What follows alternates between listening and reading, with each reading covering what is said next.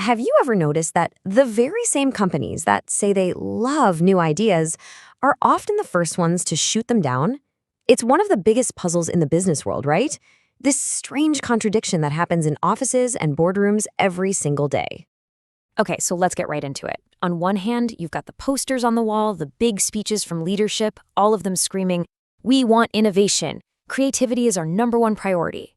But then, you look at what actually happens. Brand new ideas get rejected, and instead, the familiar, the safe, the practical stuff gets picked almost every single time. And this isn't just a fluke. It's a really deep, widespread paradox. So what is really going on? Is it just a case of bad management, or maybe a lack of vision? Well, the truth is actually a lot more human.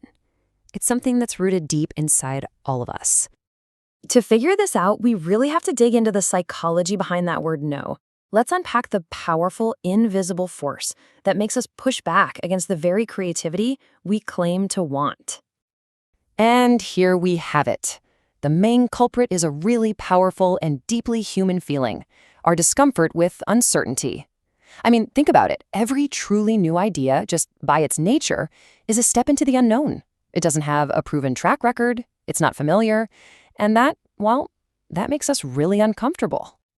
There's actually a name for this. It's called uncertainty aversion.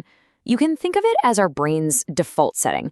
When we're faced with something new and novel, our first instinct isn't to see how useful it could be. Nope. Our brain flags it as risky or weird or just plain dangerous. This is exactly why even the most forward-thinking leaders can end up choosing a tiny practical tweak over a huge game-changing idea. And listen, this isn't just some abstract theory. This bias has had massive real-world consequences.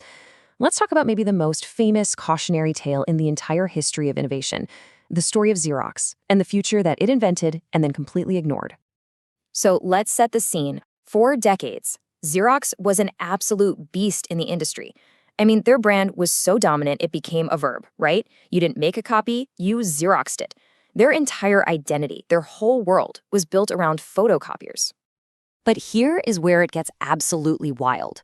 While the main company was busy perfecting copy machines, their legendary research center was quietly inventing the future of computing. And I'm talking about the fundamental building blocks of every single computer we use today: the mouse and the graphical user interface. You know, the desktop, the icons, the windows. They had it. They invented all of it. So why aren't we all using Xerox computers right now? Well, because when the brilliant researchers presented these world-changing inventions, the leadership's reaction pretty much boiled down to one fatal idea. It's not related to photocopying. It was just too new, too different, too uncertain. It just didn't fit into their comfortable world of copiers. And of course, we all know how this story ends. A young guy named Steve Jobs took a tour of that Xerox research facility, saw the incredible potential that Xerox itself was blind to, and his little company, Apple, took those ideas and completely transformed the world. It's unbelievable. Xerox literally invented its own downfall and then gift-wrapped it for a competitor. This story of Xerox just perfectly highlights where the real bottleneck in innovation is. See, the problem is almost never a lack of good ideas. Creative people are everywhere. The real challenge is building a culture where those new ideas can actually be heard, understood, and most importantly, accepted. But the price of saying no isn't just about missing out on the next billion-dollar product.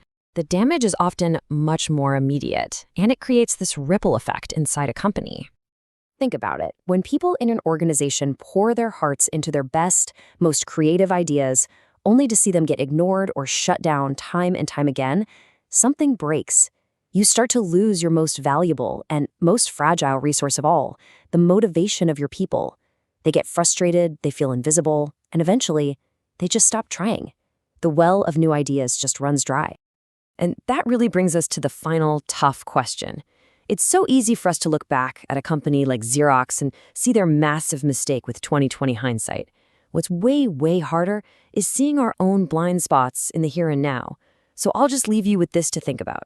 Which future-changing idea is your organization, or maybe even you, ignoring right now just because it feels a little too new and a little too uncertain?